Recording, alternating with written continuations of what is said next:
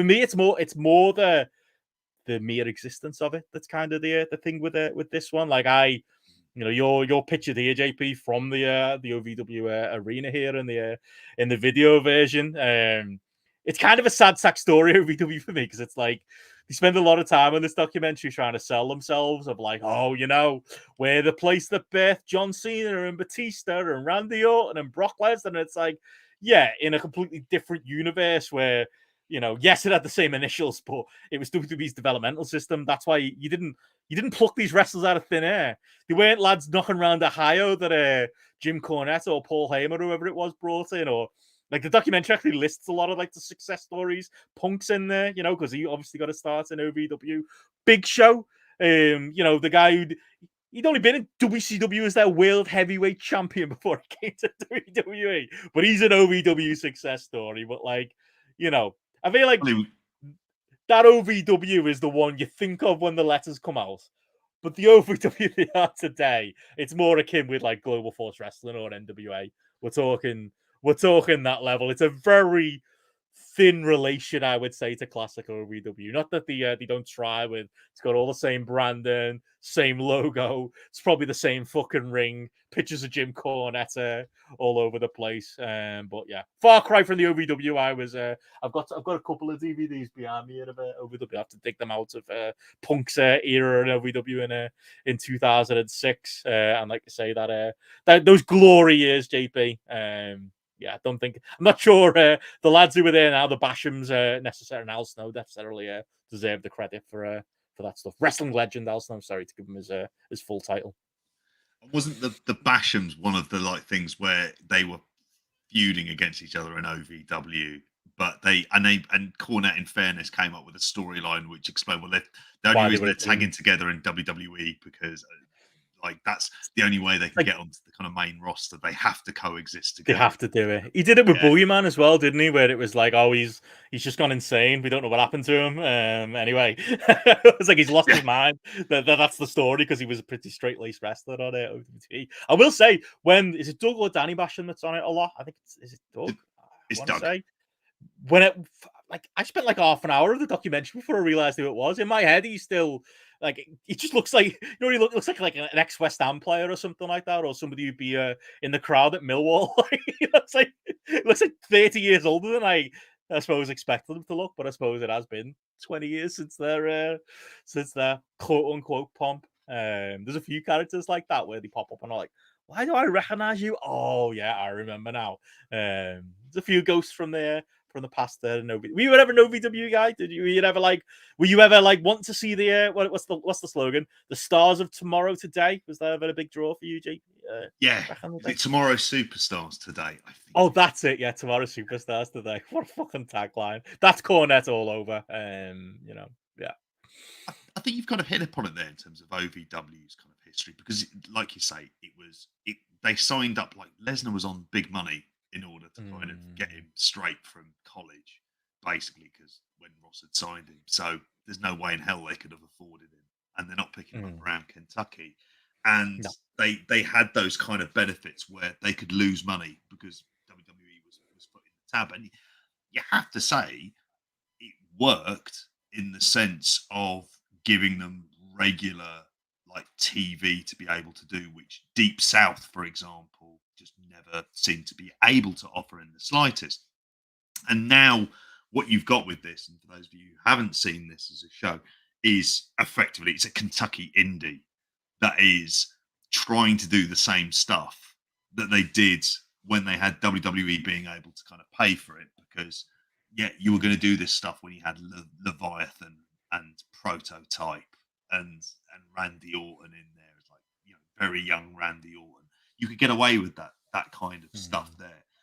Whereas this, as a story, and I think this is the kind of success of it, is really as much as anything else. It's kind of about Kentucky, I think, as much as anything. It's like an area. It does that thing that all good documentaries should do, which is you kind of look at the general area and you get an idea of, well, this is where these people live. These are the kind of lives that they have. And this is the reason why they gravitate towards something like wrestling, because otherwise they're working what seem to be very kind of dead end jobs, like kind of they all work in the They all seem to work in the same Holiday Holiday Inn. Inn. Yeah. Yeah, why are they all working there? Like, imagine you went to the Holiday Inn. It's like you go to use the gym, and like Jesse Goddard is in there, like with his Holiday Inn uniform on. Remember him?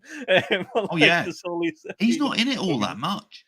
I honestly No, I thought forgot. he'd end up I being the forgot he star. existed. I loved him. I thought him and Robbie E's attack. I love the bromance. That Oh was yeah. very. They were tailor made for NXT. Like, and I know Robbie E's ended up making it under like his fake Tony Khan gimmick, but like, yeah, I thought he still got a decent look, but it's almost a bit. That's the thing. It's a bit sad seeing him there. Like, we can talk about its qualities as a documentary because I actually think you're a bit higher on it than me, JP, just based on what I've seen you put in our chat. I hadn't seen it at the point you were asking if we've seen it. I watched I should say I've seen everything except the last 2 episodes. Watched it all last night, so that tells you something. We were into it and we drawn into it, but I did find it a tough watch, at least for the first few episodes, because I don't know if did I really want to see the real life stories of people living in Ohio? Did I really want to see like it's all a bit grimy, it's all a bit depressing, it's all a bit like grey, like all these fucking people, like their lifeblood is OVW TV, and then you've got like I can understand why, because I'd seen completely split reviews. I'd seen people like you that were raving about it. I presume. I don't know if you've changed your mind now you've finished it. But like, I saw people who hated it. I saw people who thought Al Snow came off terribly, and I've seen people who think Al Snow comes off great. I think it just depends on how far you get. Because I think the first couple of episodes I found a tough watch because I found just the general aesthetic. I was like, I really want to watch. It's making wrestling feel like this. Feels like The Wrestler, the movie, in a way. Like it's a little like, oh, it's not really covering this industry in much glory, watching like this tin pot company try to pretend it's important and talk about how it's the third tier of wrestling. Is it, lads? Is it really the third tier? Yeah. I mean, it's below MLW. Like, it's below Impact. It's below a lot of things. I think third tier is being very overly positive on it, and there is a lot of elements I felt like in the first couple episodes where they're trying to work, like wrestlers are basically cutting promos on each other and working what feel like their own little angles for the documentary. And I'm not sure I buy a lot of it. Al Snow, I don't think, comes off well in the first couple of episodes. I think he gets better and he opens up a bit more. And if anything, kind of becomes the good guy as you get to where I am in the season. Bearing in mind, I haven't finished the last couple yet. But I was put off by the first couple of episodes, JP. I didn't find any of these people likable or the system likable, or really, it felt like wrestling carny people trying to carny documentary makers. But maybe there's a big turning point in there that we can, I don't know, maybe minor spoilers for it that comes that are maybe changes things. I think episode 5, the episode entitled Mother, and I think that storyline was something different. Now it's kind of a strange one because this is primarily aimed, I imagine, at like say a Netflix audience that liked Glow, or a Netflix audience that is predisposed to like particular types of documentaries. And so it fits very much easily into that because it's very easily understood in its construction. And the fact that it's such a like a kind of grimy indie is like because they're in this ramshackle arena. I think the thing about it is it's very, very human.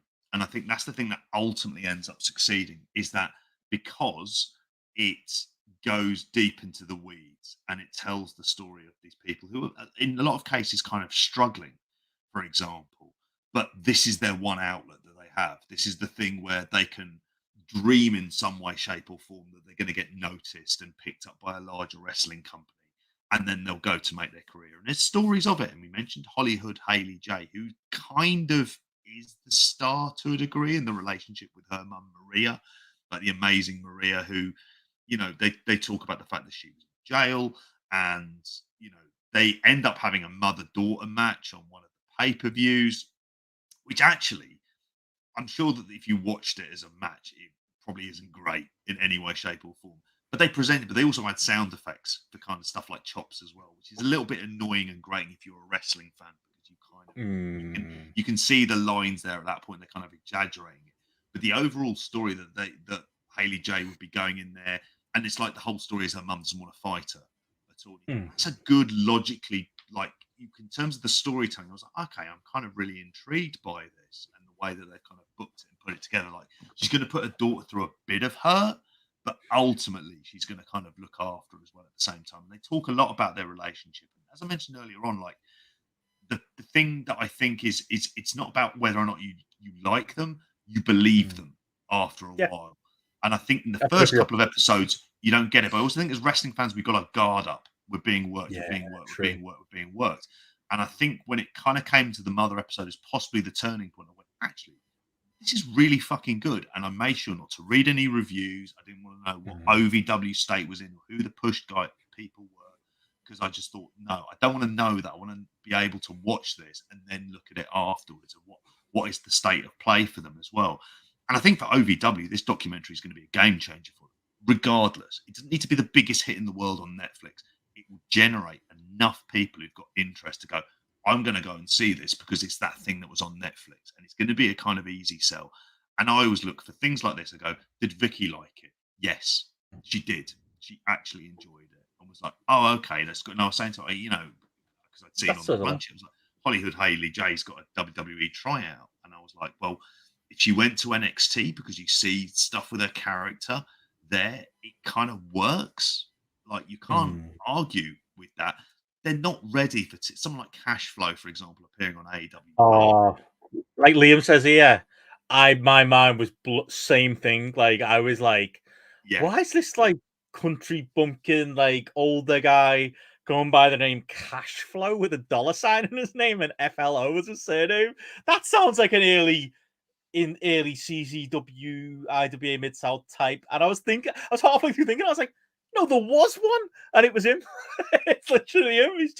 He's still around, and he still thinks that's the maybe I warmed with him as a thing. And I know what you're saying. Like, a good documentary doesn't necessarily have to have likable people that you pull him for. He kind of becomes one though, because it's kind of ridiculous. Like you're watching him go, mate, you're fucking 47 or something like that. I think we looked him up how old he is.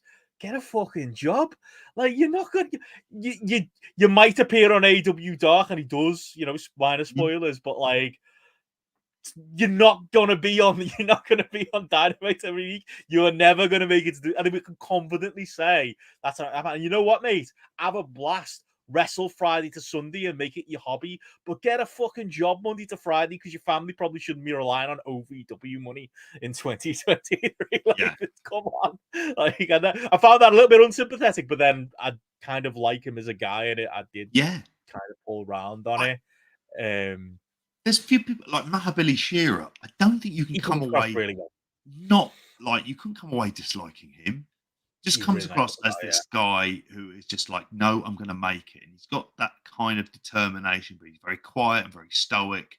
And the whole James Storm stuff, which is kind of brought up as well. And the fact that he's having to do, again, like food deliveries as his job to get through. But he's just like, no. And this is why, I'm not going to get into relationships because I fear being like broken hearted. I've got to treat this absolutely deadly serious to get where he is. And you kind of look at him and go, you look the fucking part, mate. How is you he really not there? do. I was not there. Why did WWE release him? Like, you think, I know you don't want to be the token guy, but when they're trying to crack India and stuff, like, there's a guy, he's got the look.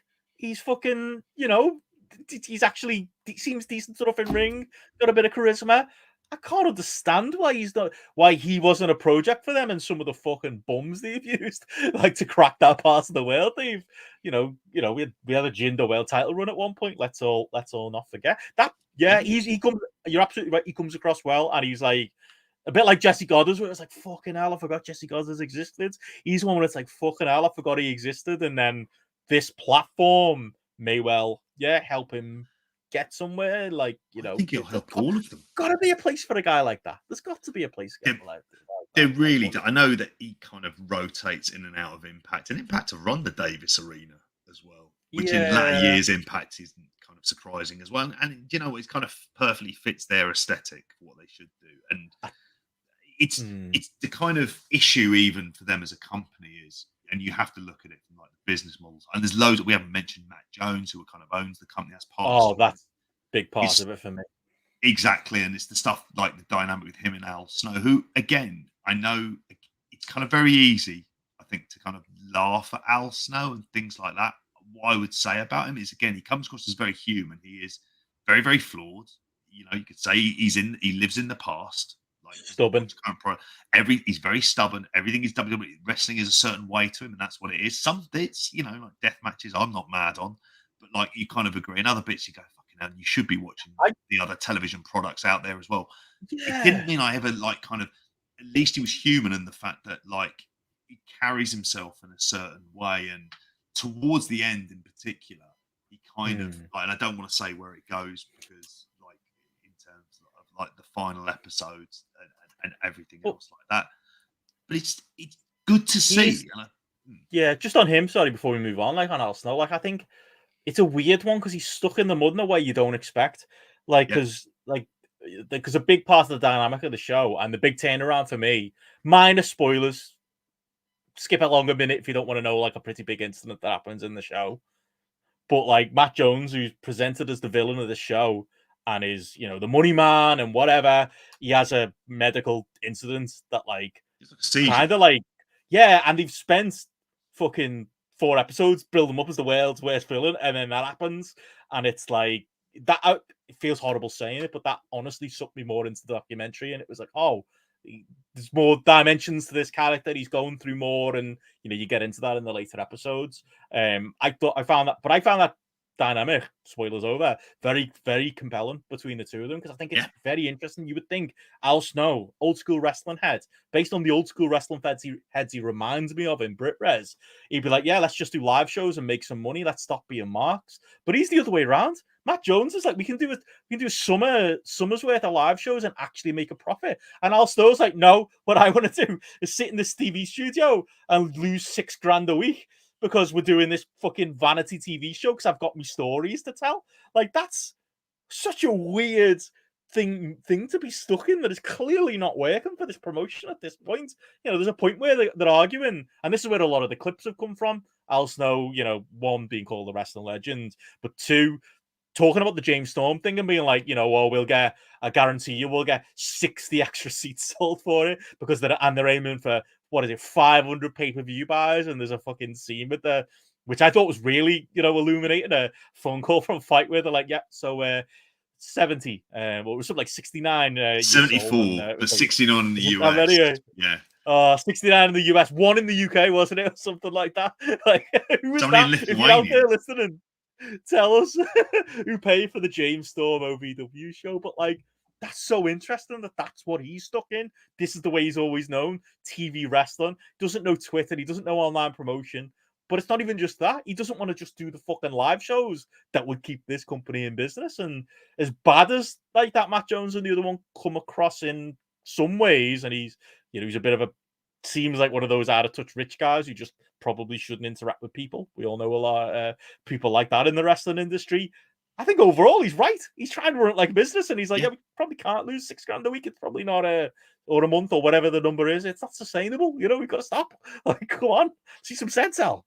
He quite sensibly says about taping TV and things like that. He's like, well, that's a logical thing to do. Like, WWE and AEW aren't above doing that. Like, come on, you're OVW. It's on Fight. Like, if you want to watch the live episodes, they're on there. I think they're up there for free. And don't get me wrong, after this, I am going to try and watch this OVW Hard Reset show because I'm genuinely curious as to what it does as much as anything else. But I think it is this, the thing that they're trying to do is so ambitious and ridiculous.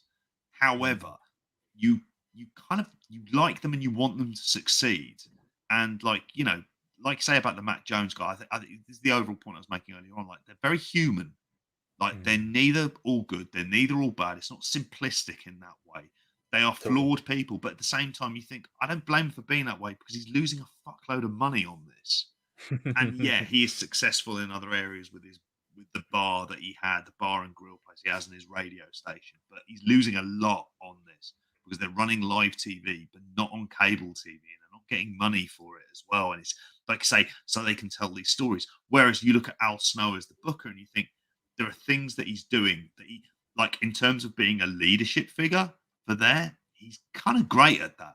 You can't, like, they all look up to him. You can see why. like he does this as well. And you don't really get stuff in terms of his relationship with his wife, but his wife is heavily involved, but she's also his masseuse, because it seems to be like he's kind of in like kind of constant pain and the rest of it. And you trust me, again, another spoiler alert, you get a great Al working out scene in there as well. I don't want to give too much more away other than that, but it's well worth it for this. And Al its Snow is production values. Sorry. Well, I should say on that point, Al Snow is my story of watching this documentary, because, like I say, I started not liking anyone, and I started kind of, I almost didn't go through with it. I was just like, this can be as well made a documentary as it wants to be. Like, I don't root for any of these people. And then Al Snow lets his guard down. It stops feeling like he's trying to work me as just an audience watching the documentary. You see that human side of him, and that's true of a few of them. Like, say, that Matt Jones incident does kind of change my view on him. I don't necessarily root for him, but then there's a few minor characters like that. There's the cameraman, I can't remember his name. Who's like that Matt Jones proper, like, yeah, like, oh, he's such a cunt to me. He's like, you got to earn, you got to show me your worth and sell more tickets to these shows. And he's like, bro, I spend 40 hours doing editing. Like, you know what I mean? Like, is that not worth it? And that's where Matt Jones comes across extremely bad. But you do root for him, for the cameraman. So that's like, that's a positive. I started kind of warming to him. You're right. Yeah, Shearer, I absolutely kind of got into. I'm 50-50 on Haley J. I don't know. She's here and a mum felt like they were maybe working something a little bit, and I think they probably made the right call, binning off OVW for women in wrestling. But she's, as the star of it, I think she's a good character in that she does give you conflicting emotions where you're like, I kind of feel sorry for you, and then on the other hand, like, you're completely in your own way. She makes for a, like you just said, then, a 3-dimensional character that, like, is somewhat compelling, if nothing else. And I'm looking forward to seeing how that arc ends. I don't know what happens after the run off to women in wrestling.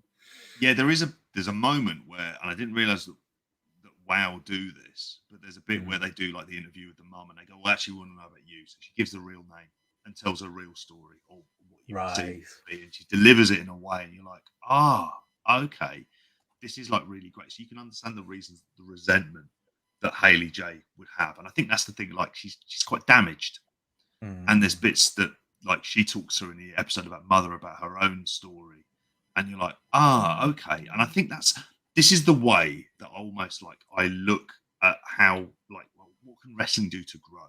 And you see enough of these reality shows, and you go, well, the problem is they've always got their guard up. You don't see entirely everything behind closed doors. Well, here you're seeing everything, like all of the discussions, like Netflix are holding all the cards here. Not like OVW can say, well, you can't have a look at this. It's like, no, this is Greg Whiteley, who made this series, made Last Chance U as well, like, kind of very adept. Did he? I didn't know that. I like that. So he made, like, very, very adept at these kind of documentaries. And, like, in terms of the highbrow critics, people who aren't wrestling fans, they really like this. Like, this is stuff that's actually, and even on IMDb, I think it's around 8.5. There's stuff for that. Like, if you stick with it, I guarantee, like, honestly, I'd say to everyone, you do, because by the end, you're like, actually, I want to see where these people go next, which is the key. So I think for them, for OVW, this is going to be a game changer. I would confidently say their next pay-per-view will hit 500 buys on Fight at the very, very least as well. And you look at things like AEW All Access, and you go, if you're ever doing reality shows, this is kind of what you're going to have to do. This kind of access you're going to do, because that way people will actually care about the characters. Because I will say this, by the end, I cared. There's people in it who aren't in it as much, who I cared less about. There's people in it where you kind of look at the behavior, like, you look at the relationship that Haley J has with her on-off boyfriend, Eric Darkstorm, who I didn't realize had wrestled in TNA. He's in there in a match there against the Naturals and stuff like that. And you're looking at this and you're thinking, this is like a very, first of all, it's got the production values you want and you expect in this day and age. It's not enthusiastic amateurs and people who are wrestling fans playing documentary film. It's a proper documentarian who is, again, like, I think what you do is you find just over time they get very used to the cameras and they start to be themselves in a way that you don't see within wrestling, and that wrestling kind of needs to embrace. Because I think these are if you think of all the various kind of human stories that you hear about individual wrestlers, like, you had this kind of access to a Bryan Danielson in AEW, you think, what look at the kind of magic you could get out of something like that. And it should be like, the Mm. reason I hope it's really good is it'll be the kind of thing of, actually, this is what you need to do. You can get proper filmmakers interested in what it is you do. And no, do you know what? You're not going to come across as perfect, but it's all the better for it, because by the end you're like, actually, these are people. And you often wonder, well, why do people go through all of the grief you have with wrestling just to wrestle in front of 100 people? And then you realize, you go, if you grow up in like a one of the poorest states in the US, in Kentucky, and you're growing up in poor areas and you're working menial jobs, what the hell must this mean to you to feel like a star in any, even to the small level that this allows you to do? And that's what this kind of does. And it's very much like your Weekend Warriors and the like. But there's people on here who are going to get. That's why she's at this. That's why she's at the tryout at the Performance Center. It makes complete sense. In terms of other people who get signed, I'm not as convinced. But they'll get more bookings. They'll do good for this. And maybe this is the other thing. Does it mean that OVW kind of gets picked up? Is this something where they go, actually, do you have this as an ongoing like reality series of like this company that runs and exists, and here are the shows that you can watch alongside that you do? Because I won't lie, by the end of this series I was like, I want to watch some OVW, and I can't remember saying that outside CM Punk and being on there, and from the era of OVW from Brent Albright, Brent Albright and the like. So I'm very, very high on this. I think this sets it sets a very kind of high bar, and it took me completely by surprise, because I inevitably expect to be let down by wrestling documentaries in the way that, are they working us or is it bullshit? But I swear to God, like, and I say this as a media teacher, I was like, nah, I'm like, this is good. This is actually worthwhile by the end. So. Yeah,